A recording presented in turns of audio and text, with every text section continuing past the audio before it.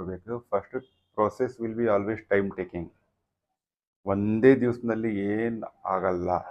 ಬೀಜ ಹಾಕಿದ ನಂತರ ಫಲ ಬರ್ಬೇಕಂದ್ರೆ we must wait for that. ಮತ್ತೆ ಭೂಮಿ ಕೆದ್ರಿ ನೋಡ್ಬೇಡ್ದು ಎಷ್ಟು ಬೆಳೆದದಂತ ಬೀಜ, ಗೊತ್ತಾಯ್ತಾ? ಇನ್ಫ್ಯಾಕ್ಟ್ ಅದರಲ್ಲಿ ಏನು ಮಾಡ್ಬೇಕು, ಬೀಜ ಹಾಕಿದ ನಂತರ ಬೀಜದ ಕಡೆ ಧ್ಯಾನ ಕೊಡ್ಲಾರ್ದೆ ಬೀಜದ ಅಕ್ಕಪಕ್ಕ ಧ್ಯಾನ ಕೊಟ್ಟು ಮಣ್ಣು ಸಡಿಲ್ ಮಾಡಿ ಎಲ್ಲ ಹಾಕಿದ ನಂತರ ಬೆಳೆ ಬೆಳೀತದೆ. ಇದೇ ನಾನು 3 ತಿಂಗಳ ಪ್ರೊಸೆಸ್ ಹೇಳ್ತಾ ಇದ್ದೀನಿ ನಾನು ನಿಮಗೆ. ಆ ಪ್ರೊಸೆಸ್ಸಲ್ಲಿ ನಿಮಗೆ ದಿನನಿತ್ಯದ ಕೆಲಸದಲ್ಲಿ ಏನೇನು ಚೇಂಜಸ್ ಮಾಡಬೇಕು ಎಲ್ಲ ಹೇಳಿಬಿಡ್ತೀನಿ. 3 ತಿಂಗಳ ಪ್ರೊಸೆಸ್ ಅಂದರೆ ನಿಮ್ಗೆ ಇನ್ನೊಂದು ಮಾತೇನು ಅರ್ಥ ಆಗ್ಬೇಕಂದ್ರೆ, ಎಲ್ಲಿ ಪ್ರೊಸೆಸ್ ಫಾಲೋ ಮಾಡ್ತೇವೆ ನಾವು ಅಲ್ಲಿ ಪ್ಲೆಷರ್ ಇರಲ್ಲ. ಪ್ಲೆಷರ್ ಅಂದ್ರೆ ಏನು? ಹ್ಯಾಪಿನೆಸ್ ಇರಲ್ಲ ಅಲ್ಲಿ. ಪ್ರೊಸೆಸ್ಸಲ್ಲಿ ಫಾಲೋ ಮಾಡಿದ್ರೆ ಅಲ್ಲಿ ಹ್ಯಾಪಿನೆಸ್ ಇರಲ್ಲ.